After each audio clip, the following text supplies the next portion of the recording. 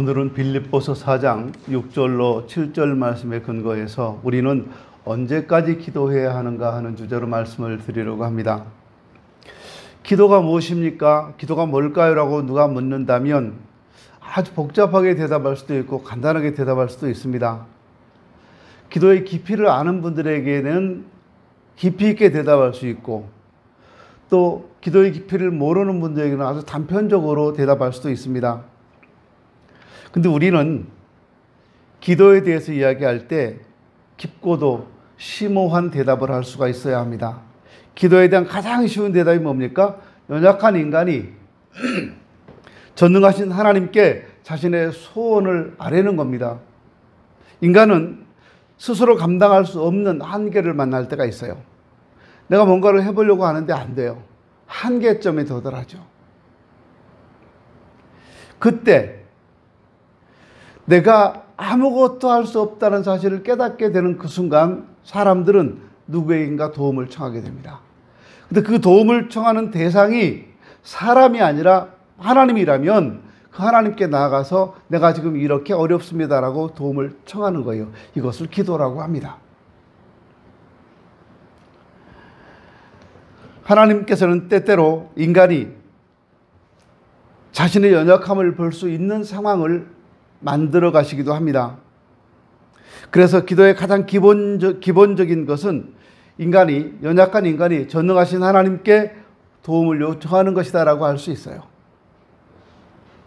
그러나 기도가 거기에서 머물면 안 되잖아요. 늘 하나님께 도움만 청하고 어려울 때만 찾아가고 그게 기도가 될 수는 없잖아요. 기도에 더 심오한 차원으로 들어가야 되는데 기도의 더 깊은 차원은 하나님과의 만남이고 하나님과의 사귐입니다. 하나님을 만난 경험이 있는 사람은 가장 귀한 것이 하나님을 만나는 것이라는 사실을 압니다. 하나님을 만나면 모든 것을 얻게 되고요.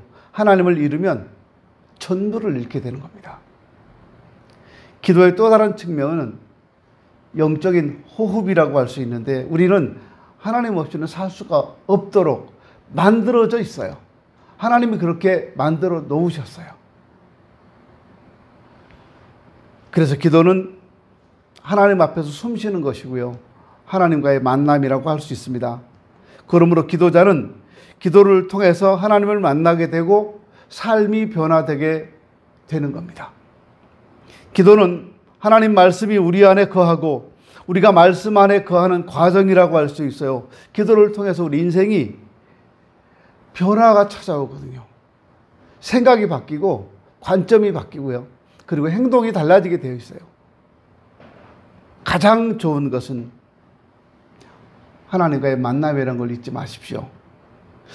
기도에 대한 오해도 있지요.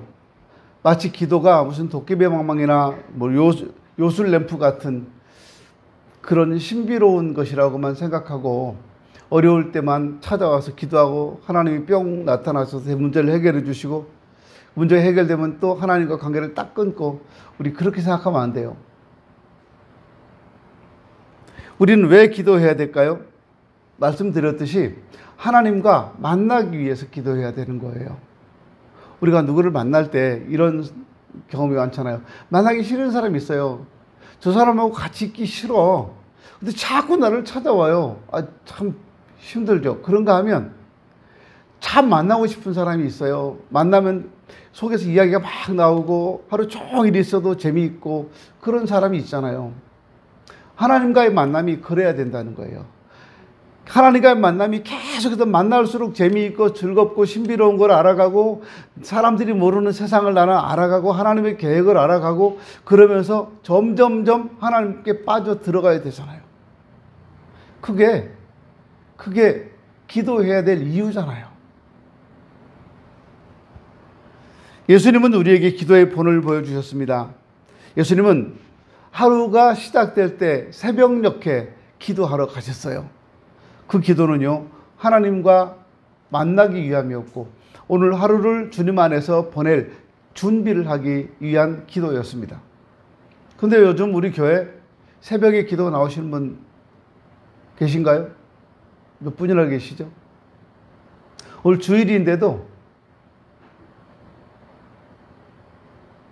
많이들 안 나오셨어요. 안 나오셔도 이제 괜찮아. 왜냐하면 뭐 한두 번 안 나올 때는 막 양심의 가책도 느끼고 가야지. 부끄럽고 창피하다. 근데 자꾸 안 나오다 보면 그게 무뎌져요. 그 당연하게 돼요. 안 나와도 뭐 아무렇지도 않아요. 여러분 그 부끄러움이 없어지는 거예요. 정신 차리고 기도합시다.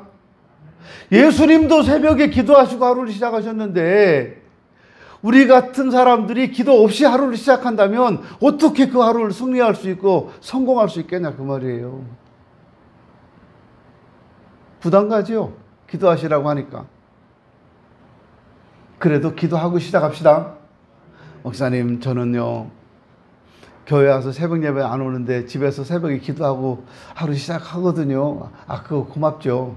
그렇게라도 하세요. 근데 그거 참 좋은 일인데 교회 와서 하시고 가면 더 좋을 것 같아요. 아직 새벽이 밝기도 전에 예수께서 일어나 한적한 곳으로 가서 거기서 기도하셨다고 성경은 말합니다. 기도는 주님과 동행하기 위한 과정이에요. 기도는 기복적 기도를 하는 사람에게는 의무가 될지 모르지만 하나님을 사랑하는 사람들에게 있어서 기도는 특권입니다. 기도는 아무도 말릴 수 없어요. 조용히 혼자 하나님께 기도할 수 있습니다. 기도를 통해서 하나님을 만나고 그분의 마음으로 알 수 있잖아요. 이런 이야기가 여러분들에게는 공허하고 절실한 어떤 필요가 있는 분들에게는 한가한 이야기로 들릴 수 있어요. 그러나 삶의 우선순위가 바로 되어 있을 때 기도에 대해서 바르게 인식할 수 있는 겁니다. 성경에 나오는 에녹이라고 하는 분은 300년 동안이나 하나님과 동행하며 살았다라고 말해요. 하나님과 동행하는 방법은 기도하는 삶이라는 거잖아요. 늘 동행했다는 것은 하나님이 무슨 사람처럼 발이 달려서 같이 걸어 다니셨겠습니까? 에녹이 하는 것마다 하나님이 함께 하셨다는 거잖아요. 그 말은 하나님이 에녹을 찾아가셔서 함께 했다는 것이 아니라 에녹이 하나님께 왔다는 거잖아요. 기도를 통해서 그렇게 동행했을 겁니다. 그래서 늘 하나님의 음성을 들었고 늘 하나님 말씀하시면 그대로 순종했다는 말이 될 겁니다. 우리는 우리의 필요를 구하기 위해서 기도할 필요가 있습니다. 사람은 누구나 자신이 채울 수 없는 필요가 있어요. 자녀들에게 용돈을 줘보세요. 저 아이들에게 용돈 얼마를 좀 만족할까요? 주면 처음엔 좋아할지 모르지만 조금 지나면 더 달라고 하고 더 달라고 하고 항상 부족할 거예요. 박예한 성도님, 엄마 아빠가 용돈을 한 달에 얼마씩 주세요? 일주일에 한 번씩 주세요? 한 달에 한 번씩 주세요? 안 들려. 일주일? 한 달? 얼마죠? 10,000원? 자, 한 달에 10,000원이면 하루에 얼마냐? 300원? 그걸로 살아갈 수 있어? 죽겠지? 그렇다네요. 박희연 씨, 용돈 얼마 받아요? 한 달에? 오빠랑 똑같이 받아요? 그건 말이 안 되지. 이은이는 2학년이잖아. 3학년이잖아. 그치? 이완이는 6학년이잖아. 6학년하고 3학년하고 돈 씀씀이가 달라요. 그래서 어떻게 10,000원씩 줘요?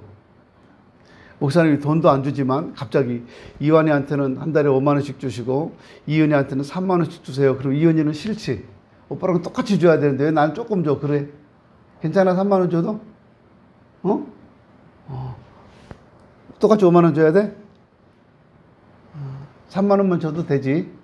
근데 조금 더 지나면 30,000원 모자랄 거야. 친구들하고 어디 가서 아이스크림도 사 먹고 친구 3명이 가서 네가 돈을 내버리면 순식간에 돈이 뿅 하고 사라져 버리거든. 부족해요. 우리가 부족함이 참 많아요. 처음에는 괜찮은 것 같은데 나중에 부족해요. 여러분 남편이 월급을 얼마나 벌어야 좀 좋겠습니까? 한 달에 1,000,000원? 만족하세요? 1,000,000원이면? 아이고 감지덕지죠. 사모님 그러세요? 사모님 남편이 1,000,000원씩 갖다 주면 좋겠죠? 좋대요. 사모님도 1,000,000원 주면 좋대요. 근데 그 1,000,000원 어디서 나와요? 교회에서 줘야 되는데 천만 원 꿈꾸지 마세요, 사모님. 그런데 그 천만 원 드리면 만족하겠죠? 그래요?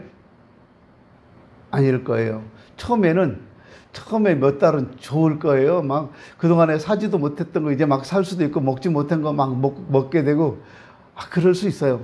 근데 그게요, 1년 지나고 2년 지나면 돈이 모자라요. 모자라요. 만족함이 없다니까요. 어느 정도 건강하면 좋을까요? 어느 정도 예쁘면 좋을까요? 제가 지난주에 깜짝 놀랐잖아요. 눈썹이 찌른다고 하니까 점심시간에 여러분들이 관심이 있으셨어요. 목사님 눈썹 파마하세요. 눈썹 파마래요. 파마래요. 제가요 이렇게 말했어요. 그럼 목사님 너무 이뻐지잖아 그랬죠. 또 어떤 분은요 미용이니까 괜찮다고 하고 뭐 그냥 목사님 눈썹 이렇게 막 다 만드는 거는 미용이 아니니까 괜찮다고들 그러시는데 그냥 마음 넓게 넓은 아량으로 그냥 다 이해해 주실 것 같아요. 근데 눈썹 파마하는데 얼마 들어요? 윤집사님 얼마 들어요? 몰라요? 모르면서 말했어요? 파마하려고 그러면 눈썹 파마하는 돈 가져와서 이거 주면서 파마하세요 하세요. 근데 그래서 그런지 지난 주일부터 제가요 눈썹 자꾸 위로 올렸어요. 그때 지난주에 한 번밖에 안 찔렸어요. 이렇게 계속 했어요. 아프니까. 근데 무의식 중에 잘못하면 찔리는 경우가 있는데 지난주에는 한 번밖에 안 찔렸어요. 세수하러 들어갔다가 화장실에서 거울 보고 이렇게 하는데 눈 깜빡이는데 갑자기 그냥 얼마나 따끔한지요. 만족이 없어요. 눈썹 파마하면 제가 만족할까요? 아닐 것 같아요. 구하는 사람마다 구하는 것이 다 다릅니다. 어떤 사람은 가족을 위해서 기도합니다. 어떤 사람은 빵을 위해서 기도합니다. 어떤 사람은 건강을 위해서 기도합니다. 어떤 사람은 자신의 영혼을 위해 기도합니다. 사람이 기본적인 필요를 구하는 과정에서 우리는 하나님을 경험합니다. 응답하시는 하나님, 우리 형편을 알고 계시는 하나님을 기도 중에 경험하게 되어 있어요.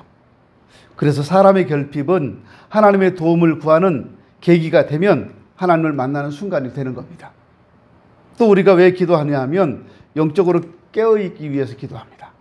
사람은 영적인 존재예요. 기도하지 않으면 금방 나태하게 됩니다.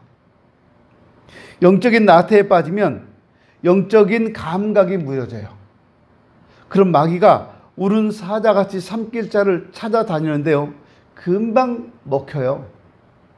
마귀한테 먹히고도 본인이 먹힌 줄 몰라요. 자신도 모르게 영적으로 잠들고 세상 유혹에 빠져서 인생을 망치게 됩니다. 도둑이 온 것은 도둑질하고 멸망시키려는 뿐이라고 성경은 말합니다. 도둑은 우리가 잠들기를 바라고 있어요. 기도하지 않으면 우린 영적으로 잠들어 시험에 들게 되고 악에 빠지게 되고 교만해져서 잘못된 길을 가게 된다는 겁니다. 영적으로 깨어 있으면 하나님께서 기뻐하시는 것과 미워하시는 것이 무엇인지를 알게 됩니다. 그리고 영적으로 깨어 있으면 뭘 해야 하는지도 알게 되죠. 그리고 잘못된 것으로 내 인생을 낭비하지 않습니다. 그래서 기도해야 한다는 거예요.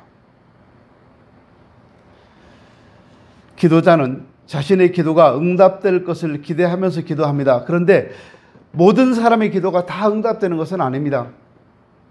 어떤 사람의 기도는 응답이 되고 어떤 사람의 기도는 응답이 되지 않습니다. 그래서 우리는 기도의 내용도 중요하지만 누가 기도하느냐도 중요하다는 사실을 알아야 됩니다. 어떤 기도가 응답받을 수 없습니까? 마음에 죄악을 품고 하는 기도는 응답되지 않습니다. 네가 나의 마음에 죄악을 품었더라면 주께서 듣지 아니하시리라 성경은 말씀합니다. 회개하지 않은 사람의 기도도 응답이 없습니다. 그리고 자신의 욕심으로 구하는 사람도 응답받을 수 없습니다. 구하여도 받지 못하면 정욕으로 쓰려고 잘못 구하기 때문이라고 성경은 말하고 있어요. 또 하나, 하나님의 때가 아직 이르지 않았을 때에도 응답이 없습니다. 이 기도는 하나님의 때가 되면 응답이 되어집니다. 그러니까 누가 기도하는가 중요한 거예요. 악인이 악을 품고 기도하는 것은 안 되니까요. 어떻게 기도해야 될까요? 어떻게 기도해야 응답받을 수 있을까요? 우리는 응답받기 위해서 기도하는데요. 하나님과 바른 관계를 회복해야 합니다. 응답받는 기도를 하기 위해서 하나님과 막힌 관계를 새롭게 해야 합니다. 여호와의 손이 짧아 구원하지 못하심도 아니요 귀가 둔하여 듣지 못하심도 아니라 오직 너희 죄악이 하나님과 너희 사이를 갈라 놓았다고 성경은 말합니다. 하나님과 갈라진 관계가 회복돼야 돼요. 사람들도요, 갈라져 있으면 말하기 싫잖아요. 저 사람 때문에 내가 속상해 죽겠어요. 마음이 이미 갈라진 거예요. 그럴 땐 그 사람하고 대화하기가 싫어요. 혹 한다 그래도 겨우 단답형으로 말하고 퉁명스럽게 대답하게 되죠. 말하기 싫으니까. 그래서 상처난 마음, 갈라진 마음들을 하나로 해주는 것이 중요한데 하나님과 우리 사이가 그렇다는 거예요. 하나님과 우리 사이에 막힌, 하나님과 우리 사이에 갈라진 이런 마음들을 다 해결해야 돼요. 관계가 회복되어야 한다 그 말입니다. 하나님께서 우리에게 뭔가 기도할 제목을 주시는 이유는 우리를 하나님 앞에 부르시기 위함일 수도 있습니다. 그래서 고난은 때때로 우리가 하나님께 나아가게 하는 계기가 되기도 합니다. 하나님께서 기도의 자리로 우리를 부르실 때 우리는 하나님을 만나기 위한 준비를 해야 합니다. 하나님 만나고 좋은 관계를 회복해야 기도의 응답을 받을 수가 있어요. 너희가 내 안에 거하고 내 말이 너희 안에 거하면 무엇이든지 구하라. 그리하면 이루리라. 예수님은 우리에게 이방인과 같이 중언부언하지 말라고 말씀합니다. 기도자가 기도할 때 하나님의 마음을 알게 되는데 하나님 마음을 알게 되므로 자기의 이기적인 마음을 구하는 것이 아닙니다. 하나님 뜻에 맞는 기도를 하는 겁니다. 그런데 하나님 뜻에 맞는 기도는 거창한 세계 선교라든가 세계 평화라든가 이런 게 아니에요. 우리의 작은 필요도 주님의 뜻일 수 있습니다. 하나님은 우리를 세밀하게 돌보십니다. 우리에게 필요한 것 중에도 주님께서 우리에게 맞는 것을 주십니다. 하나님 뜻대로 구하는 것은 우리에게 나쁜 것을 의미하지 않아요. 그것은 우리에게 적당한 것을 의미합니다. 그를 향하여 담대함이 이것이니 그의 뜻대로 무엇을 구하면 들으심이라. 하나님 뜻, 그 뜻대로 구하면 들으신다고 했는데 그 하나님의 뜻이 무엇인지를 알고 기도하면 좋잖아요. 또 우리가 지속적으로 간청하면서 기도해야 합니다. 하나님과 바른 관계 속에서 하나님께서 기뻐하시는 것을 구하지만 즉시 응답되지 않는 것도 있어요. 그럴 때는 지속적으로 강청하는 마음으로 계속 기도해야 돼요. 모세도 하나님께 기도하며 이스라엘을 위해서 강청했습니다. 하나님께서 우리 기도에 즉시 응답하시지 않는 이유가 하나님이 우리를 시험하고 계신지 한번 생각해 볼 필요가 있어요. 또 하나님이 나를 지금 단련하고 계시는구나 하는 사실도 생각해 볼 필요가 있습니다. 우리가 기도하는 것을 정말 간절히 소망하는지 한번 돌아보십시오. 정말 간절하게 기도하지 않으면 기도를 포기하게 되거든요. 기도가 나한테 정말 간절한지 보세요. 생각해 보세요. 기도하지 않으면 안 되는데 여러분 기도 안 하시겠어요? 그 새벽에 안 나오시는 건 기도할 제목이 없다는 거잖아요. 평안하다는 거잖아요. 근데 여러분이 가진 이 평안함을 언제까지 지킬 수 있겠습니까? 여러분이 가지고 있는 이 평안함과 안락함을 기도하지 않고 언제까지 유지할 수 있다고 생각하십니까? 기도해서 지금 내 안락함과 내 평안함을 계속 지켜 나갈 수 있어야 되는데 기도하지 않고 어떻게 이걸 지켜 나갈 수 있냐는 거예요.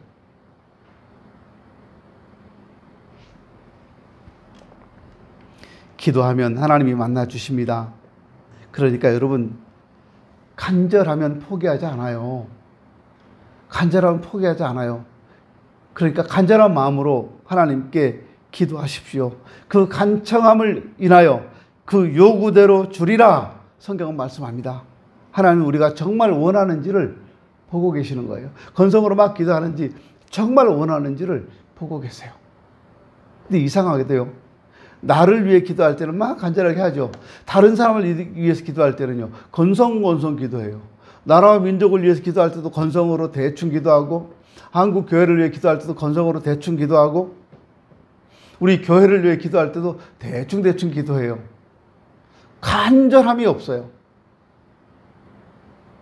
근데 하나님은 그거 다 아십니다. 또 우리가 응답받기 위해서는 염려하지 말고 기도하십시오. 기도할 때 믿음 가지고 기도해야 됩니다. 아무것도 염려하지 말라고 말씀합니다. 염려하지 않는다는 것은요, 하나님에 대한 믿음이 있다는 거예요. 내가 기도하면 들어주신다는 믿음이 있다는 거예요. 그러니까 염려하지 않는 거예요. 자녀들이 부모님께 뭔가 부탁합니다. 이완이, 이은이가 엄마 나 1,000원만 주세요. 알았어, 엄마가 줄게. 그러면 주실까요, 안 주실까요? 주시는 거예요. 어디 쓸 건데? 아이스크림 사 먹으려고요. 알았어, 줄게. 그건 주시는 거예요. 그런데 그 시간을 못 참고 계속 달라고 믿지 못해서 엄마 줄 거지? 진짜 줄 거지? 엄마 줄게. 진짜야? 엄마 줄 거야? 계속 얘기해 보세요. 엄마가 짜증나서 안 줘요. 귀싸대기 하나 때릴 수 있을까? 뺨 따고 때려요. 귀싸대기 때려요. 머리통 쥐어박아요? 아, 그쪽이래네. 아니, 엄마가 준다고 했잖아. 근데 계속, 진짜야? 진짜 줄 거지? 진짜지? 계속 해보세요. 못 믿어서 그러는 거잖아요. 우리가 하나님께 기도할 때요, 염려하지 말라고 하나님 말씀하셨어요. 주신다는 거예요. 믿고 기도하라는 거예요. 주께서 어떤 방식으로든 응답하실 걸 믿어야 합니다. 하나님의 응답은 우리가 원하는 방법대로만 되는 것이 아닙니다. 우리가 예상치 못한 더 좋은 방법으로 주실 때가 참 많아요. 하나님은 우리에게 인내를 주시고 우리를 강하게 하시기 위해서 기도의 제목을 주실 때가 있습니다. 그때요, 아무것도 염려하지 말고 모든 일에 기도와 간구로 너희 구할 것을 감사함으로 아뢰라 말씀합니다. 하나님께 기도할 때 감사함으로 기도하라는 거예요. 기도의 가장 중요한 요소 중에 하나가 그러니까 감사하죠. 우리 기도 속에는 감사가 있어야 되는 거예요. 그렇게 기도했을 때 어떤 결과가 나타납니까? 기도하는 사람이 변화가 됩니다. 그리고 환경이 변화가 됩니다. 한나라고 하는 여인이 있었습니다. 자녀가 없어서 아이를 낳지 못해서 늘 구박을 당했어요. 근데 그 한나가 자녀를 구하며 기도합니다. 그런데 기도하는 과정에 하나님을 만나고 변화되어서 하나님이 주신 그 자녀를 하나님께 바쳐버리잖아요. 그렇게 하나님께 아들을 달라고 기도해가지고 얻은 아들, 그 아들을 하나님께 바쳐요. 얼마나 애지중지 키웠겠어요. 그 아들을 그 어린 나이에 하나님께 바쳐요. 그 아들이 이스라엘의 마지막 사사였고 지도자였던 사무엘이잖아요. 하나님을 깊이 만나는 사람은 강하게 됩니다. 여호수아는 모세의 시종이었습니다. 그가 모세가 장막을 떠났을 때도 그는 장막에 머물렀습니다. 그리고 하나님을 만납니다. 여호수아는 나중에 큰 일을 하게 됩니다. 기도는 기도하는 사람을 변화시킵니다. 기도하면 하나님께서 하나님의 방법으로 하나님의 때에 우리에게 꼭 맞게 응답해 주십니다. 우리는 답답해서요, 내 때 내가 필요한 하나님이 주실 걸 요구해요. 근데 하나님께서는요, 지금이 아니라는 걸 알고 계세요. 때가 되면 주실 거예요. 때가 되면. 우리는 너무 쉽게 포기합니다. 한두 번 기도하고 포기하고 말아요. 그런데 여러분, 포기하지 말고 기도하세요. 여러분이 포기하는 순간 그 일은 없었던 게 되잖아요. 여러분 부모님을 위해서, 남편을 위해서, 아내를 위해서, 자녀를 위해서, 형제들을 위해 기도하는 그 기도를 포기하는 순간 그들은 어떻게 될까요? 기도를 포기하지 마십시오. 기도의 응답을 경험하지 못하는 것은 너무 쉽게 포기하기 때문에 그렇습니다. 기도하면 믿음이 자랍니다. 기도하면 응답 받습니다. 그러므로 응답을 주실 때까지 기도하십시오. 오늘 제목입니다. 여러분이 한번 대답해 보십시오. 우리는 언제까지 기도해야 됩니까? 제가 답을 말씀드렸어요. 우리 언제까지 기도해야 됩니까? 아멘. 응답을 주실 때까지 기도해야 합니다. 응답을 주실 때까지 기도하십시오. 기도할 수 있는 것은 응답이 주어질 때까지 계속해야 합니다. 그러면 반드시 그 기도는 응답되어질 것입니다.